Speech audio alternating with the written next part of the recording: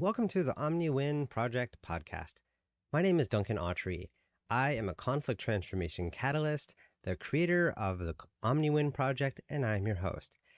The goal of the Omni-Win Project is to facilitate and accelerate the healing and evolution of our democratic systems and political culture, so that together, you and we can co-create the future that works for everyone. So, if you're tired of our polarized and divisive political culture, if you're worried about the impact of today's decisions on future generations, you are in the right place. I believe that the world is ready for things to change, and I know that we already have the answers to most of the problems. My goal here is to share them with you. You can always get more information, media, and inspiration and resources at omniwinproject.com. And don't forget to subscribe to this podcast wherever you are listening to it. Thank you for being part of the Omni-Win Project. And now, let's talk about today's show. The guest on today's show is Benjamin Life. Benjamin is an integral political organizer and a civic innovator. He is also a friend, and he's a real special ally of the Omni-Win Project. And I invited him to the show because I wanted to share with you his vision for creating an all-win democracy and to have him tell you about the upcoming Independent National Convention that he is helping organize. If you were inspired to come to the INC, I'm going to be going there. It's going to be in Texas at the end of October, and you can find a link to participate and to register in the show notes of this episode.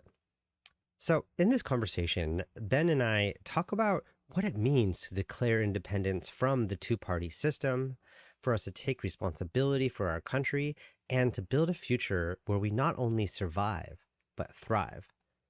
We also talk about the generative tensions that arise between dualities and polarities like left and right, tradition and progress, local and national, and most importantly, sovereignty and unity. We also talk about how to harness the collective intelligence so that we can address complexity and nuance of our current challenges and wicked problems. And we discover the profound importance of care and belonging. Thank you for listening to the Omni-Win Project Podcast. This episode was recorded in October of 2022. And now, please enjoy my conversation with Benjamin Life. Benjamin, welcome so much to the Omni-Win Project Podcast. I have been waiting for this for a long time. It's a pleasure to be here. I love that it's called the Omni-Win Podcast. It's just the depth of alignment that we share is really special to me. So I'm grateful to be here. We had a conversation, like at the beginning of 2021, and it stuck with me so much. And that alignment has been like a really big deal. There's a way that we're looking at the world right now, and we're seeing kind of similar issues and similar concerns and similar possibilities about going forward. And so, totally excited to talk with you about this. And, different than what we would have talked about if we just talked a year ago or in a couple months. One of the things in particular we'll talk about today is the upcoming Independent National Convention. And we're going to talk about what that is and how that happened and what that means and maybe how people can get involved. We'll also talk about like civic innovation and what it means to sort of unite all the different voices that want to see a change in this world and who are these people. So I wonder if you would be willing to just like kick us off by talking about the INC and the INU and what are these? Tell us about this independent gathering and movement building that you and your folk are working on. Yeah. I think I'm imagining that the audience of this podcast may already have a sense of the importance of our interrelatedness and our relationship to the earth and our relationship to each other. And what I found in having conversations with that particular group of people is that sometimes the notion of independent can throw people off because people might imagine this kind of rugged libertarian rancher who just wants to be left alone. And there's actually a new meaning of independent that is coming online through the people who are gravitating towards this event. And what I'm noticing in that is that there's a real sense of needing to break away from the boundaries of our previous systems and even our previous ideologies so that we can come back into a relationship with each other as human beings first. And so the independent sector, by its very nature, isn't really defined. And I think that's one of the core strengths of it as a convening place, is that it doesn't prescribe that you need to have this belief or that belief, but it's actually the space in between where we come together to improve the quality of life of our communities, to create systemic changes to our democracy that make it more equitable and fair for everyone. Because I think, as we've seen since 2016, the two-party system has only gotten more and more extreme in its polarization, to the point where the conversations about civil war are now kind of in the popular culture.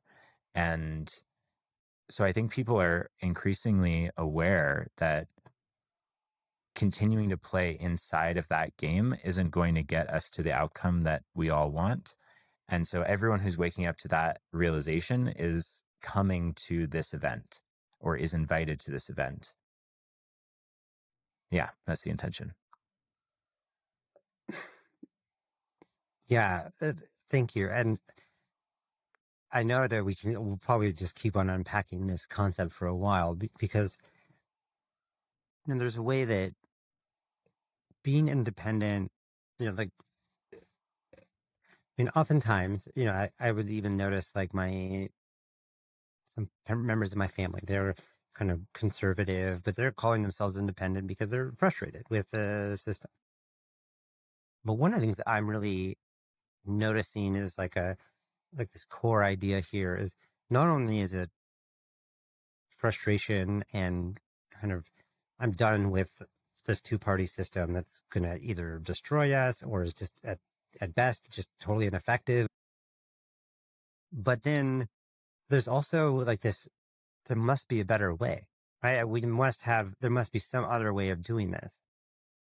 If someone was going to be, just, I don't really care what happens, everyone, I'm just going to do whatever's best for me.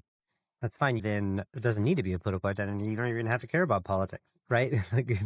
But the combination of like, oh, there's a longing, right? So there's like this purpose, there's some sort of desire. And especially when it comes to being this United States, this, from many one, e pluribus unum place, like we are a team, but so it's really this emphasis on like, I really want to think for myself and I want to be with other people who are thinking for themselves.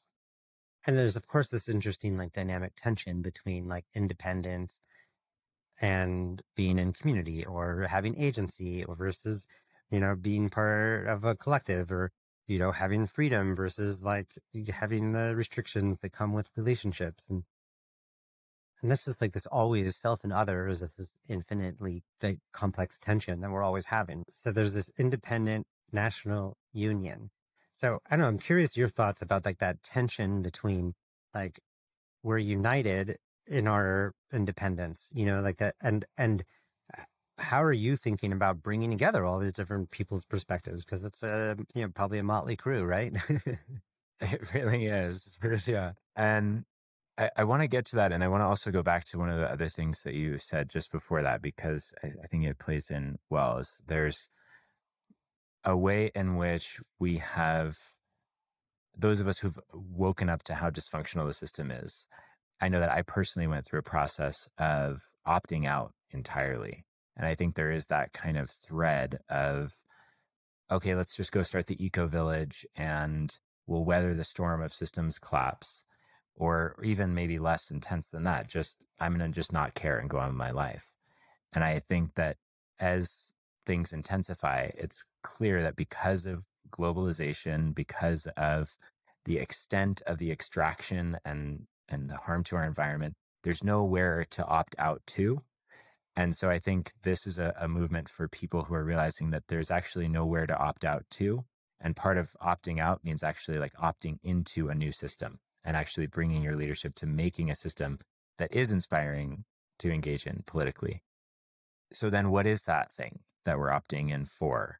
And this is the answer to the question that you just asked, which is, what are the kind of transcendent signifiers or messages or ideas that are not ideological?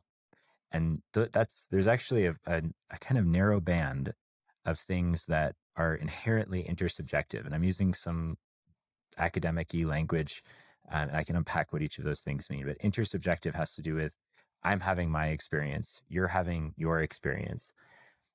What you think is beautiful might be different from what I think is beautiful. But the notion of beauty itself is intersubjective. We can both find the thing that we find to be beautiful. And one of those things for the independent movement, I think, is quality of life. So each one of us will have different things that will make our lives rich. For some people, it's going to be like the depth of the study that they can do, like exposure to new ideas and pushing their edges intellectually. For some people, it's going to be the depth of their relationships. Is how well is their family doing? Do they have a sense of belonging and community that's really nourishing to them? For most people, it's going to be a combination of all of these different factors. And the beautiful thing about us, what makes us independent, is that we're all unique. What makes a quality life for each one of us is going to be different. But if, as a movement, we're collectively oriented around improving quality of life for all, then I'm bought into what will improve your quality of life, and you're bought into what will improve my quality of life. And then instead of arguing about really narrow policy positions, we can actually find the people who are aligned to improve the aspect of quality of life that matters most to us, and then bring our participation there. And I was just talking to my friend Adam Apollo, who uses the term synarchy, this idea that there's like a synergistic, integrative potential when each one of us is playing our note in the symphony or being drawn towards what we're most inspired by. And so I think the independent movement, what unites it is that collective effort to move towards what each of us is inspired by and what each of us feels will improve our quality of life. And that when we do that together and we find groups of affinity that share that interest, then everyone's quality of life improves. And that can be actually like the North Star of this new kind of politics. Kind of what I'm noticing is that it's like once I'm trying to pay attention to my quality of life and I'm willing to, put an emphasis there, then it kind of naturally makes me wonder about what's going on with your quality of life. Or when I'm like, want the value of my free thinking to be important, then your free thinking becomes important. It's some sort of like golden rule or platinum rule or something. How do I make sure that what's important for me is something that's also something that you're getting as well? And it's interesting because there is a way that there's something very kind of inherent in this like kind of American experience of the individuals kind of taking care of themselves together and holding again that tension. Then there's like, oh, how can I make sure that you're able to take care of yourself? There's like an up leveling of this conversation, right? It's not just about being selfish. It's not just about being unified. It's about doing the both at the same time. Previous guest, Bill Shireman, has a cool analysis about, he's like, there's people in the middle. They are actually the people who want to have solutions more than they want to win some fight, right? So I also imagine that there's people who are just like, in the sense of, if this isn't working, they're also wondering, how can we actually solve these problems, right? Like, I mean, I don't really care what party is going to do it for me. Who's going to, like, what's the group? Come on, let's just actually find some solutions here, people. And there's probably a lot of different people with a lot of different ideas of what kind of solutions they think are their thing that's most important. So again, we have that kind of unifying of various perspectives. Well, so one of the things I'm fascinated by is incentives and game dynamics, because I think sometimes when we're in an individual perspective, we can kind of apply or anthropomorphize and create a story where I'm the good guy and someone else is a bad guy. And when we can look at how systems operate, we can see that these are just actors who are on kind of predefined trails of what's possible. And there's some variation of what they can choose, but the structure of the system is actually what constrains what those people can ultimately do. And so it's not the banker or the CEO. Maybe they have had to dissociate from parts of their humanity to play that role. But in some ways, they're as much the victim as they are the perpetrator.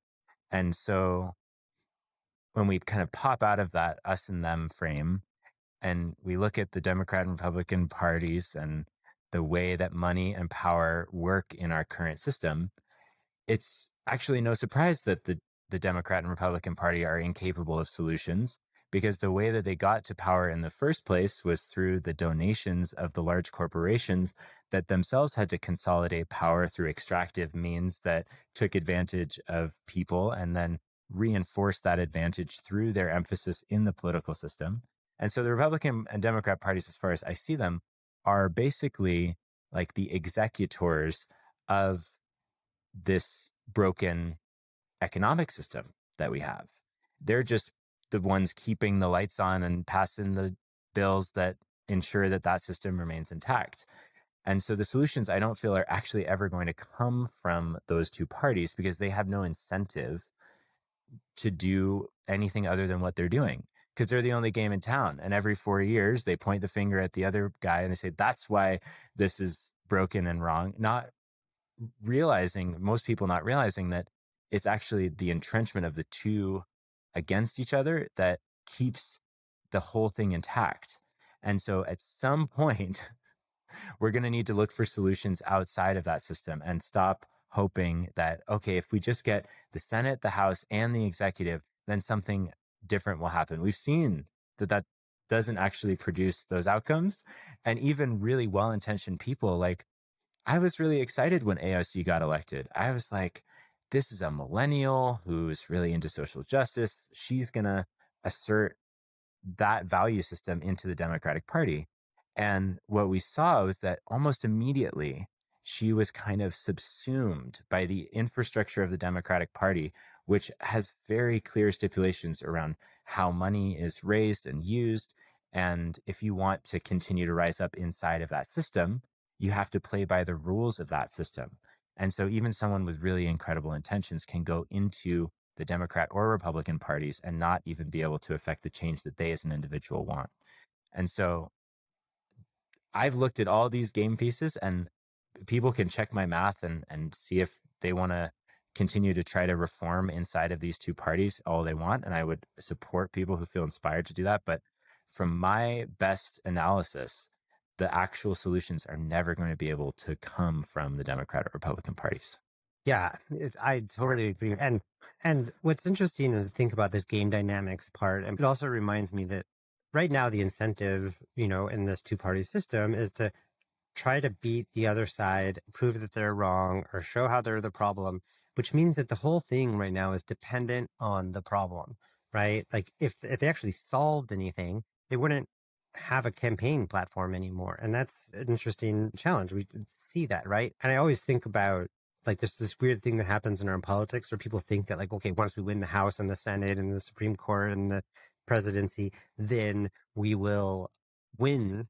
And they like as though they're going to win politics or just like, but that's not how it works. Because guess what? We have 2 more years. We're going to be doing this again. And in sports, we know this, right? You win the football game or the basketball game, and you don't get the illusion that you just won football. You're just actually, we just won this game. And now we got to get training because we have another one coming up next week. And that's, back to work. And then, of course, in the sense that we're all unified or we're all connected, it's like we all win or we all lose. There's not this win-lose thing is really going to get us. And so as we try to shift from like being in this like against win-lose kind of thinking, which is like built into this duopoly system, what does the game dynamics look like for how do we come up with the best solutions or it's like the shifting from against to for and the shifting from like win-lose to win-win.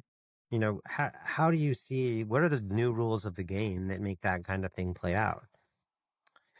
Yeah, it's a great question. And it gives me a perfect opportunity to affirm that I'm not undermining the value of the progressive perspective, nor am I undermining the value of the conservative perspective. And the game dynamics of all win is all about synergy and integration, that we actually need these two different aspects or modes of perceiving in order to actually see the world in greater depth. So it's like we have two eyes. We don't just cover one eye and make one eye wrong. We're actually using the triangulation of those two different perspectives to gain insight about reality in a way that allows us to take effective action. And so what we've described as this notion of a political rise. And that's sort of the upward spiral that's created by the dance between what has yet to be the progressive and conserving the best of what is. And this is evolution itself.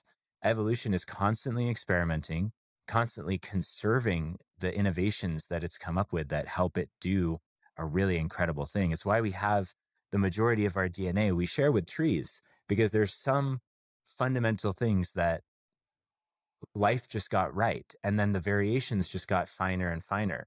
But we're still very different organisms. But it it was the preservation of what was working that created the foundation for that next iteration to emerge. And so I think a lot of it comes down to collective imagination. It's about coming together as one human family and creatively envisioning, maybe pluralistically, probably definitely pluralistically, different possible visions of where we could go.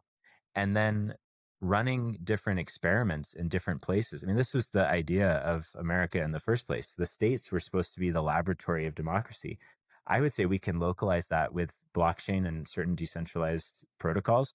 We could localize that down to the individual community where people that are values aligned can experiment and use that same dialectic that I just described to keep innovating and conserving, innovating and conserving. And there's this notion of a cosmo-local movement, which is hyper localization connected to a global context. So if you have all of these hyper local civic organizations experimenting, refining, and then sharing that with the world, suddenly you've actually jump started and accelerated the process of evolution, because normally it's actually through natural selection that these would propagate. Like whoever produces the most thriving, the most ability to reproduce themselves would eventually, that would be the path that life selects for. Now with some things like the internet, we can accelerate that learning and developmental process where we might be able to have really innovative new approaches that bubble up to the surface once we have this distributed network of people experimenting with how to self-organize together. Oh, wow. Yeah, it makes total sense to me that it's like harnessing the tension between the left and the right, or the focus on like how do we preserve what's great about what already exists, and how do we open ourselves to what's new, or yeah, or and this we have that kind of like tension. And I think about also like a battery or something, right? I mean, you get the energy from the two poles, right? It has to, that's how the flow happens. So we're harnessing this flow, and then similarly, like there's this other tension of like the individual and the collective. And then I also appreciate, and I want to hear more about this like hyper local versus this national, right? I mean, like this large, you know, because, one of the things I think that can really be a mistake when we think about our politics is that, and this is why everyone focuses on the presidency so much, that like as if this one person is able to move this like ship of like 380 million people, right? It's like slightly, yeah. I mean, more than anyone, but smaller than you could ever possibly imagine, right? So it's like instead of just like also putting our energy into this like national government kind of thing, that we can remember that we have increasing amount of agency the closer we bring it into home. Because I know that you think about this, and this is something that you all are thinking about around the building a union of independence.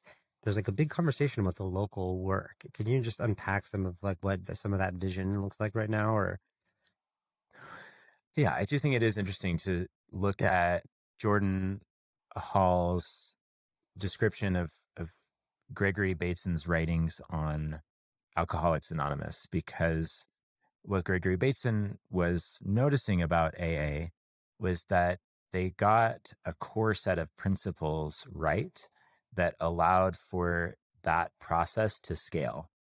And I think we need to be looking at a similar kind of orientation to process and protocol for the independent sector, because no one size is going to fit all. And so in order for them to be unified, we have to get the principles right so that every group can be completely autonomous and completely self-organizing, but connected to a larger movement through a set of core principles. And so the first step of that we're going to be rolling out after the convention is a series of education initiatives for local civic leaders. And that's one of the things I'm really excited to work on with you, developing a curriculum to learn to teach people how to do mediation, facilitation, conflict resolution, dialogue. But there's other skills as well that will help people to be more effective in holding that space of neutrality for other people to bring their perspectives into. There kind of needs to be new social capacities online in order for that to work. And so that's where we're going to start. And then the second step of that process will be a deep sensing into place. So once those people are trained, their first mission is going to be local reconnaissance, figuring out what are the gaps in my community, what are the real needs, what are the points of pain, what are the desires that people have of aspiration. You know, if we had just had this green space, if we spent some money to turn this like dump into a park, or if we had, you know, an after school program that taught kids music, you know, there's going to be emergent things that are going to be unique for each community. But one of the principles is that deep listening, so that the collective will kind of emerges from where there's already consensus in the community, so that we're not, our starting point isn't resolving all of the collective trauma of our history. We'll get to that. Like, I know that's where we're headed. But first, let's start with the really simple things that we can do that will save lives. I think suicide prevention and peer-to-peer mental health is a huge thing that we could be doing right now that doesn't require a big federal budget. It just requires us actually like looking out for each other. And there are some important skills to be able to do that effectively and not make things worse. But these are the kinds of really accessible solutions that I think any community could apply. And it's going to be up to them, based on their sense of what their community needs are and where the consensus is, what they want to self-organize into. And that will lead us into the third phase, where we'll focus a lot more on something like holacracy, governance patterns, shared budgeting, community currencies. But we're not going to start there, because that's a lot to learn for people. I think the first is just relearning the skills of how do we be in community with each other, so that, you know, when these organizations are formed, they don't kind of collapse under their own weight of all the things that are so easy to come to the surface when you bring any group of people together. Because, you know, if you look around, there's a lot of trauma out there. So yeah, that's the plan. I love this. But let me see if I'm getting it. And this might touch a little bit more of a question that I was, thinking about asking about. Why would someone want to get involved with Independent National Union or go to the INC? And by the way, October 29th and 30th, Austin, Texas. Just come check it out. But the one is like someone who's like, I want to get involved in my local politics. I don't want to play into the party system. I don't necessarily even know if I want to even run for office, but I want to be someone who is a positive influence in my community, is the kind of thing. And then in this, that there'll be, you're creating space, one, for training for this person to learn skills, conflict management, but and organizing skills. And then two, like getting clear, what do we need here? And like helping their community and themselves figure out, what do I need? And it doesn't matter if the next town over is doing something different or the people over there are doing something different. what are my local like values and needs and stuff, and then you know, you know, in the future, potentially, inevitably, in the coming forward, as there's various people all different around, there's a way to sort of connect them and have them become like a much larger movement. And I am excited to look at this Gregory Bateson work because, and based off of the 12-step thing, because having participated in various kinds of like 12-step, work, the traditions are so amazing. It's like this anarchist group, that has no government, no leadership, no positions on anything, that has grown to be millions and millions of people around the world in every country, in every town, and is proliferated into helping people with all sorts of different things. And no one is in charge. It's so incredible. And I think yeah, so that's a really powerful engine. The another thing that kind of came to my mind is, so I was in the Peace Corps for college, and I went to Paraguay. And it was interesting because as a Peace Corps volunteer, working for the US government, I'm going around, and the cool thing and the hard thing is that no one's telling me what to do, right? Like I'm working on environmental sanitation, but the first exercise we do is we get the community together and have them figure out what's going on here. What kind of resources do we have? And we did these like community maps and kind of gave them a sense of like, we're all part of a community. We are responsible for our own thing. We helped them figure out what they needed and how they could do it themselves. Now, that's one thing, and like the edge of civilization, rural Paraguay, but doing that in my neighborhood here in Oakland, or, in Boulder, or in, rural Wyoming, there's something really cool about that, because there's going to be a lot of resources and a lot of different ideas. There's a lot of huge potential for people to do their own, organizing in their own communities, and to have a supportive network of people to do it with. That's really great. Yeah, I was noticing some emotion coming up for me as you were speaking, because I can feel how many people are suffering because they don't feel like they belong. And they may actually be having the lived experience of no one actually caring about them. And what was bringing that emotion to the surface was just the feeling of everyone knowing that they belong, and everyone knowing that there actually is someone out there that cares about them. Like, even if it's just one person, that can change the trajectory of a person's life. So if we're talking about systems, we're talking about systems change. I feel like people knowing that someone cares about them, the second and third order effects that can have on who a person can become. Because if I don't feel like anyone believes in me, it's going to be really hard for me to believe in myself, because I'm going to have so much external manifestation or a reminder that I don't matter, and that I'm not enough. And so what I feel with this movement, and with the kinds of organizations that I would love to see emerge through this movement, is really returning to that sense of belonging together. And it's hard to imagine a political culture where that's true, that like politics and that could be the same thing.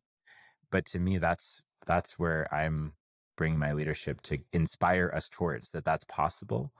And I see these kind of like block parties of the future of politics and civics. It's like, once we can belong to each other again, then and we do the healing to come back into that belonging, then we're just celebrating each other's difference. We're celebrating each other's contribution. And I want to see a political movement that proliferates that experience for every human being, so that everyone knows that they matter and they belong, and that people care about them. There's something that happens. There's like 3 rules of conflict. And the second rule of conflict is that everyone who's involved in the problem is going to have to be involved in the solution. Mm. Otherwise, it's just not going to work. I was watching Christopher's video. Well, what does it mean to be American, and to be proud of this place, or to be concerned about it? But there's something that touched me about taking responsibility for it, right? And so insofar as we're concerned, and I think that people who are independent are probably going to be concerned, maybe we're saying there's a problem here, right? And everyone who's involved in the problem, that's all of us, needs to get involved with finding the solution. And so I'm picturing this organizing element of who's not in the conversation right now. That person who's maybe without a home right now, that they're not in the conversation. Oh, cool. Can we invite them?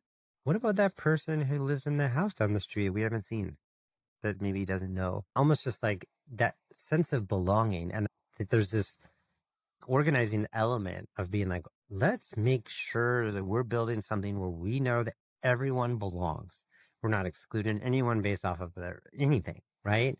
And we're going to, because they're part of this. And if we don't include them, then we're not going to be able to figure it all out. And so, it's actually just looking at like data on like the different political perspectives. And then there's like a good percent of the population is totally disengaged from politics. They don't care actually, and it's interesting to think about what happens if you knock on that person's door and say, what's important to you?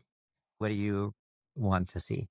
I'm not trying to sell anything to you because it's actually your opinion that matters here right now. So we've been talking about this, this kind of movement and building this thing, and how do we connect people outside of the current system? But let's just talk a little bit about what's going on in the system here. I'm curious, like, what your thoughts are on, like, when you look at our larger country, maybe locally too, what are you paying attention to? Like, how do you know, like, okay, this is going well or this is not going well? Like, what's your assessment of what's going on, and what are you looking at? Yeah, I used to watch Democracy Now! Every day. And man, that was hard to be a alive, feeling human being and spend an hour every day just in the muck of it. And there was a point in time, I can't remember exactly when it was, 2020 probably, where I stopped listening to Democracy Now! And it wasn't because I stopped caring. It was because we're talking about the symptoms, but we're not actually going to the root of them. And I wanted to go to the root. And that wasn't in the mainstream media in any kind, even on the alternative media.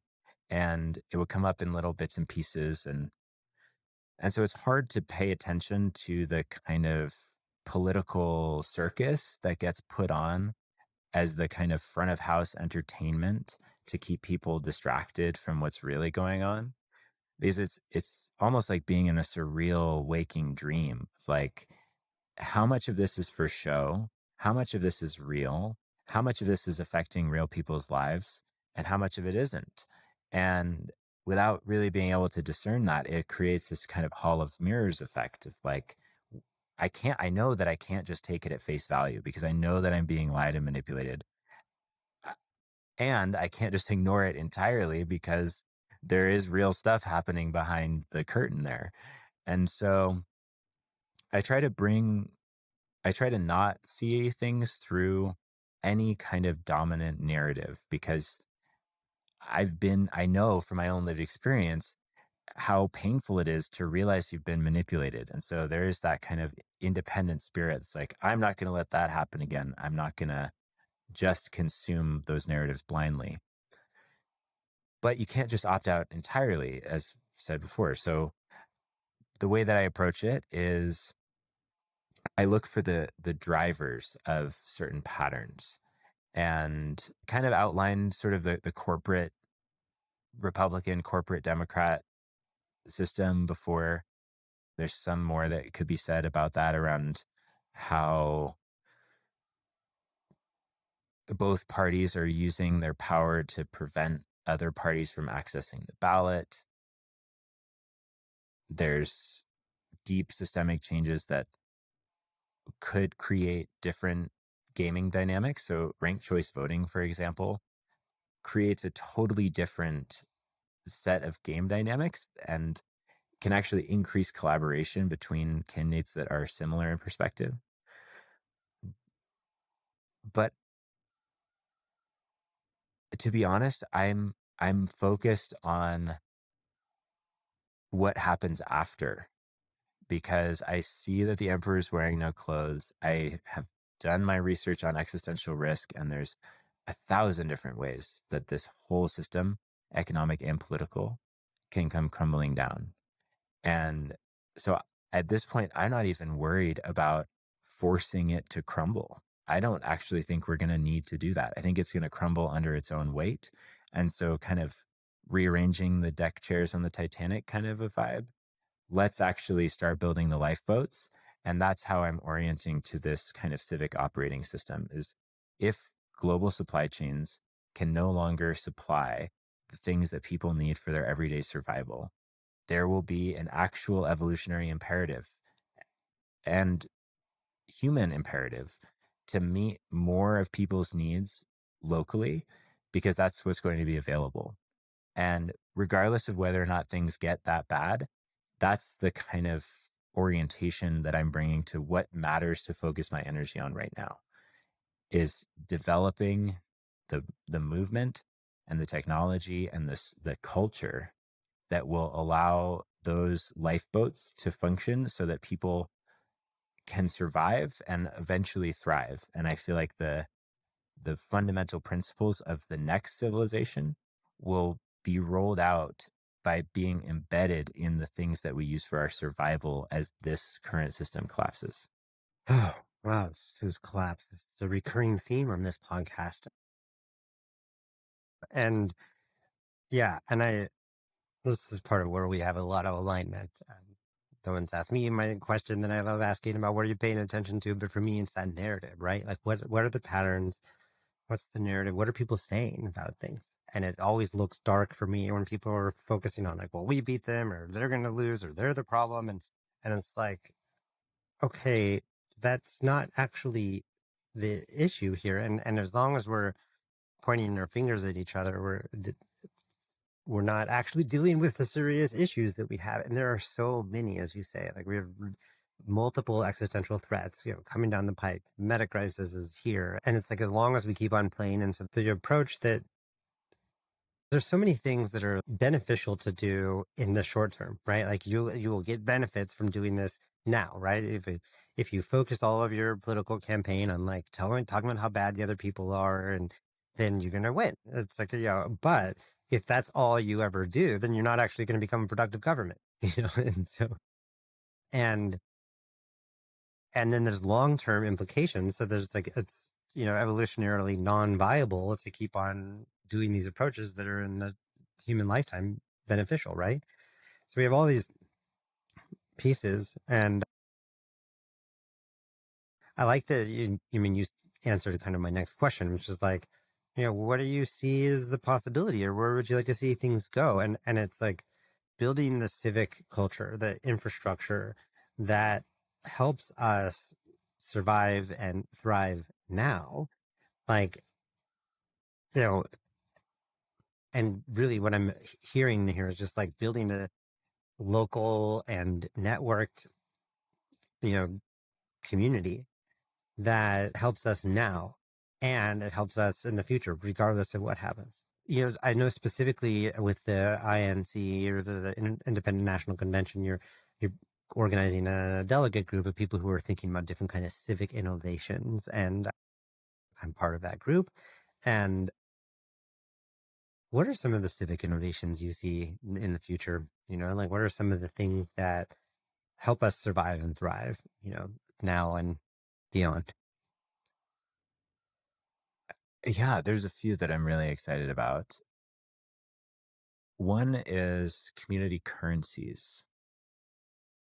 I think if we go really deep into what is causing some of the myriad of interconnected crises that we're facing, which you called the meta crisis, our debt-based financial system is one of those things. The way that money is created is it creates an inherent debt when it's created. And the interest rate determines the rate of extraction and growth that is required by the very existence of that money. So you can see how on a finite planet, if we keep creating money that way, we will end up killing ourselves. And so with things like blockchain, communities can create entire economic systems that have the value systems of those communities connected to the money that they use. And this doesn't even have to be one currency. You might have one currency that's a means of exchange, and you might have another currency that's just to show appreciation. And that just becomes a social signaling mechanism where instead of me being able to cash in my gratitude points, it's a way of me having a way to track the contributions that everyone is making. And so when we take money and we break it apart into all of the different flows of value that are in a community, it's a lot easier for us to track where are there not enough nutrients going? Where do we need to actually direct more resource?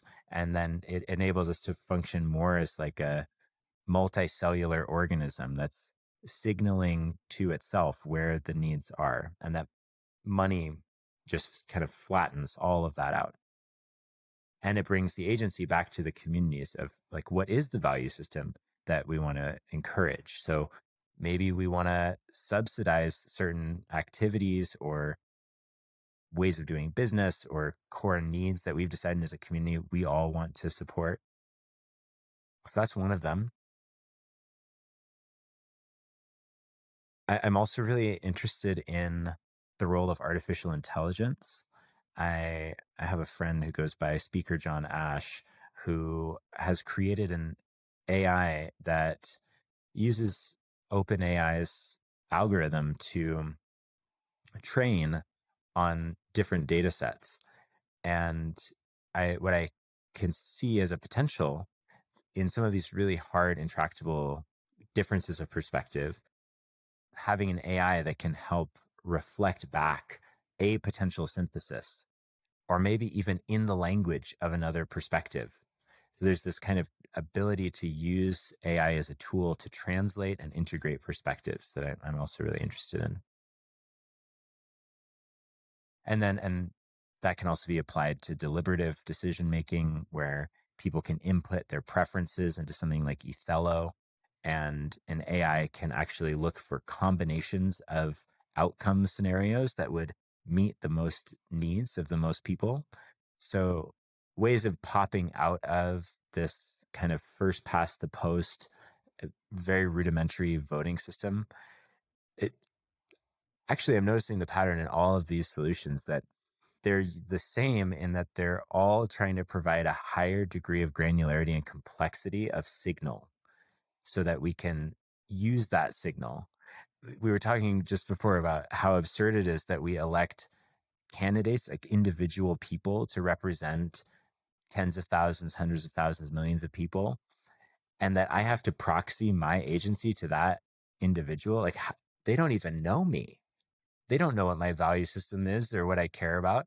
But with some of these civic innovations, I can actually express the like really granular perspective that I hold.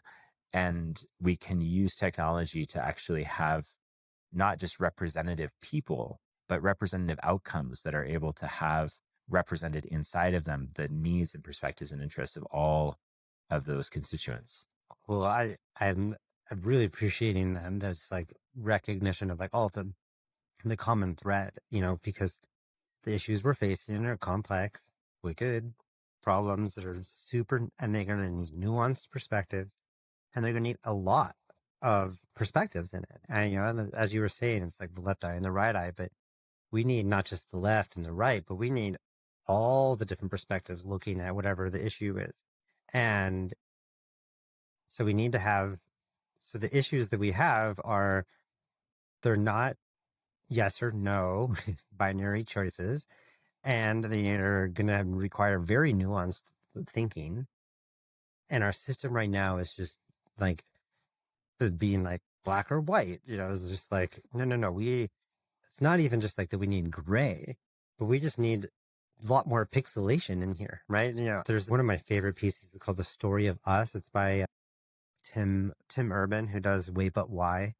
And it's like really amazing. But the story of us is just like, what's going on with the world? And he just does this like 10 chapter analysis of like the problems with the world. And it's so good. And I think it's going to become a book eventually soon, because when you start realizing that it's a blog with like cute comics and stuff, and you're like, oh, this is fun. And then you're like, 15 hours later, I've read one, and you're like, oh my God, this is going to be 100 hours of reading. But anyways, in this, he talks about what he calls the Disneyfication of politics, and that and he makes this like digital metaphor. So it's like we have the resolution, like a high resolution. There's like a lot of pixels. We can see a really clear picture of something. But when you get to lower and lower and lower and lower resolution, if you try to like take a picture and organize it into 8 pixels, you can't tell what we're looking at anymore. If you try to resolve it down to just 2, you can't see anything. And that's what we're doing right now is like, do I have this candidate that represents this 100,000 people, or this candidate that represents 100,000 people, or this candidate that represents 1 million people, or this candidate? Like that level of resolution is so inadequate for what we're doing right now.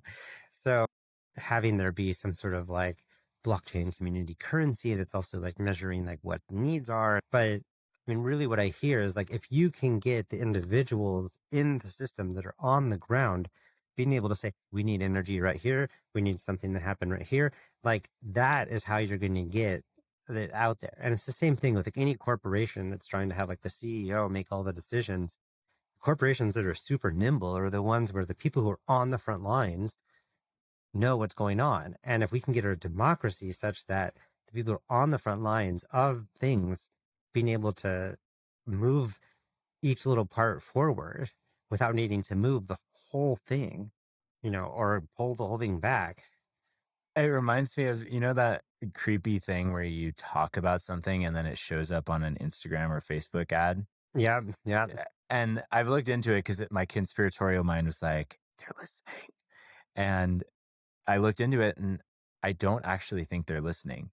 But I think that's actually even creepier because it means that through all the other data that they were able to collect about me, they were able to successfully predict what I was talking about, even if what I was talking about was kind of relatively random relative to all the other things that I talk about. And what that says to me is that with all the data that's being collected about us without our consent and being sold to advertisers, these AIs are actually able to really attune to what our needs are, but they're using it to just sell us stuff. And that's why I'm so excited about AI, is because I feel like it's just this tool that we either use to keep going on an even more exponentially accelerated version of what we're already doing, or we actually change the value system that we're using it for, and we actually look for the all win. And that's why we're such good friends, is because we like had that aha moment individually, and then we found each other like, oh yeah, it's actually possible for everyone to feel like they have won.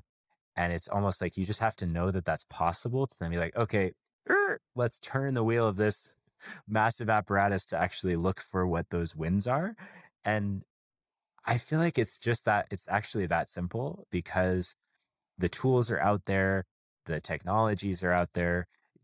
Everyone who knows how to mediate dialogue. Like, we got this.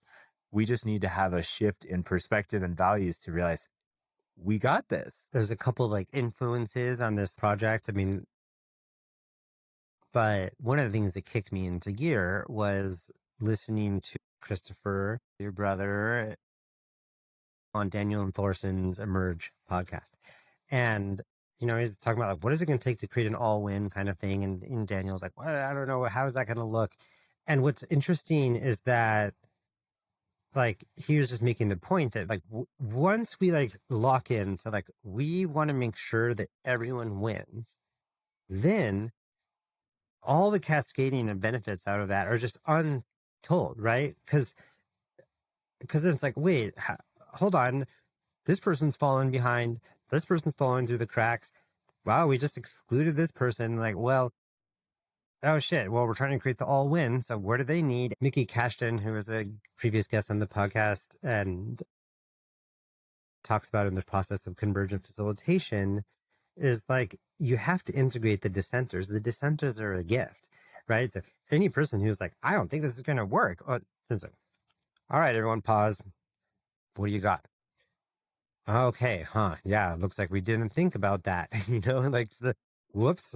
And then what's also interesting is that when we start trying to figure out the win-win solutions of things, then the way we look at things really changes, or even what's important has to change. What do we actually mean here? Right? Like, hold on. Why are we talking about this? Because this isn't even the issue, right? One of the people you just introduced me to is this Scott Weinberg, and who's also going to be at the convention. And this guy's dedicating his life to finding life super solutions. And we are bonding about one of the super solutions is collective intelligence. Like, how can we leverage the collective intelligence? How can we get large groups of people to think together in a deliberative, thoughtful way about what to do about anything? If we can get that to happen, if we can get a bunch of people being like, okay, we all have to find a solution that's going to work for all of us. Yeah, and I think one of the important things with collective intelligence is that we still want to preserve our heterogeneity, our uniqueness, our diversity, and that the goal doesn't have to be that we all think the same thing or we all like have the same aha moment. We're like, oh, okay, great, that's the perfect synthesis of all the perspectives. But it's about the process by which our perspective is changed by coming into the encounter with the other, and that it's through that that something new is created. And we may not actually get to like the super solution, but through the process of being in dialogue with each other, more novelty is going to be produced, more insight and clarity, and then to have the sovereignty to self-organize based on affinity. So we don't have to create some group thing that's like, okay, we came up with the solution, now everyone has to do that, but have this kind of interoperable and interconnected but sovereign network of participants that can then say, okay, of all those options that were laid out, I think that one's the one that's most going to work. And then everyone else who puts up their hand for that one, you go and run that experiment and see what you learn, and then bring that back into the dialogue space. And if we just keep running that process, then life will decide. Yeah, that's what I love about evolution and why I changed my last name to Life, because ultimately thriving is self-indicating. If I'm experiencing thriving, I can't, that's not a construct. That's the lived experience that I'm having. And I'm going to want to have more of that lived experience. And so whatever produces thriving is what life will select for. And I think we can trust that and just be participants in that journey with life. Oh, yes. Self-selecting for thriving. I love that. It's such a good variation of this. What does everyone need, or what's going to improve my quality of life? What's going to improve your quality of life? Okay, cool. This is thriving is happening. Great. Let's do more of that. And I think in your kind of this collective intelligence, just like two things I just want to capture is like, one, that it's the sovereignty of all the different individuals with all their different perspectives and all their lived experiences that is actually necessary for us to actually see the bigger picture, right? I mean, it has to be a bunch of different colored pixels. Otherwise, it's not going to work. The other sort of lesson in that world of convergent facilitation is we're not trying to get to consensus of like the one thing that we're all think is the awesomest. We're actually just trying to figure out like, okay, I'm willing to do this. Like what's the thing that we're all willing to do with the understanding that we can't leave anyone behind, right? Because I don't want to be left behind. I don't want to leave you behind. So what's the thing that I'm willing to do? But then that next piece that you were saying there is the fact that this is an iterative, experimental process. And I think this is necessary as we like try to face these like big, complex, wicked problems. Is that like there isn't going to be like a one-time solution. That is the old school binary yes or no thinking that is going to kill us all. Instead, we have to come up with like, this is a potential solution that we're willing to try. And if there's anyone willing to actually do it, and then let's try it. And then, okay, back to the drawing board, like, okay, cool, that worked. Let's do a little bit more. Or that didn't work, shoot, try something new. And so this is the part where it's like the value system that says, we all need to keep on thinking it out together, and we're still trying to find a solution where everyone wins, and that it's going to be an ongoing process. It's funny because that's the fourth of the three rules of conflict. Just quickly, since the first rule of conflict, it's not about what it's about. There's something deeper going on. Second rule of conflict, everyone has to be involved in the process. Third rule of conflict, the process for solving the problem and the outcome are actually the same thing. As soon as you start trying to change the future, you're actually building the new future. And so you can't do the ends means switcheroo there.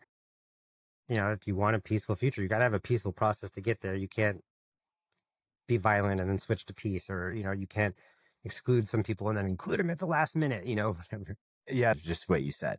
And I think this is really critical for this movement, is that we not take any shortcuts or you have any of that ends justify the means thinking in the way that we're approaching it, because I think the most effective tool that we have is showing people that another way of doing things is possible.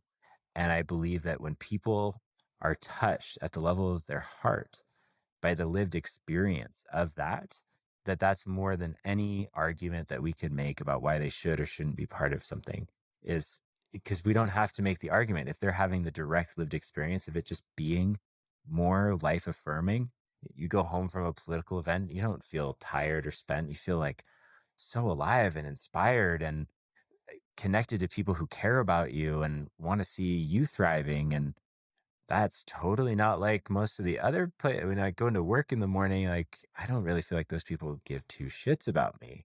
But and so that's what I'm really committed to creating with this movement, is to give people the lived experience of the future that we want to create. Yeah. On the old podcast, it was like this conversation that like this Cuban woman who made the point that like you have to make whatever your revolution or your transformation look better than whatever it is that people are doing now, right? Like all change happens because we're showing them something that's going to be it's more attractive. It's like, oh, that looks better, I want to try that. I just want to commend like you and your crew and the efforts here to say to really let's just start creating the world that we want to live in, because I think this is the way that we can really lap, the other parties, is in the sense that, they're in that, like, we're just being against something. We're being against the Democrats. We're being against the Republicans. We're being against the progressives. We're being against the MAGA people, whatever. Like, fine. Like, but you can't build something off of that. You actually have to build something by like actually building something. You got to say, hey, this is something that could be better.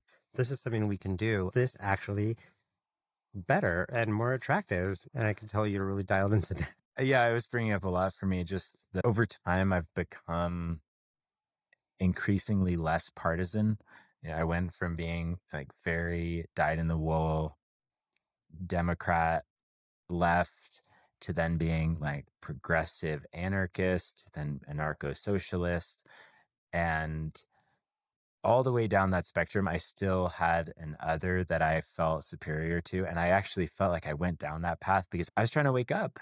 And I thought the path to waking up was becoming more and more identified with more and more particularly progressive politics. And it's not that I don't want to progress now. I'm like really standing for a future where all can win. But what I feel like I saw was the end game of that us and them thinking and process. If you just take a moment to pause and think through, like, where does that get us? How could that resolve itself unless it is transformed into a truly all win perspective? And to me, it's like, are you going to deport all the MAGA people from California and create like a purely woke republic? Do you like, what's the end game? How do you actually resolve that paradox? And so for any partisan, it's going to take an act of courage to let go of the us and them, because so much mental bandwidth has been spent making that other into something to be really afraid of. It's going to take real courage to be like, actually, no, that's my brother and sister.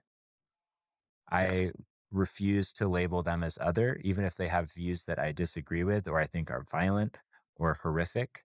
I will not abandon them as a fellow human being, and I will call them in instead of casting them out. And you might get canceled for doing that. You might not belong in certain circles that have built identities around us and them. But I'm directly asking every person listening to this to consider where that us and them lives inside of you, and to meet our relatives again for the first time, to lay that down and to come into that deeper human connection with each other, and to find the courage that it's going to take to do that, because I think our future generations actually depend on us being able to do that. That's so real. Thanks for naming the courage that takes. It's like the us, them, good guys versus bad guys approach. Yeah, I've thought about this before. It's like the logical conclusion is genocide. It's not a pretty situation, right? It's like, just going to get rid of them? Or what is that going to look like exactly? Or re-educate them. And re-education care, exactly. It's really not. It's not pretty. And, and so for those who are thinking about that courage a little bit, John Paul Lederach, who's a really great conflict transformation leader, has this concept of the moral imagination. And one of the elements of the moral imagination is to imagine your web of relationships that includes your enemies, right? You're in a web of relationships that includes even the people you really don't like.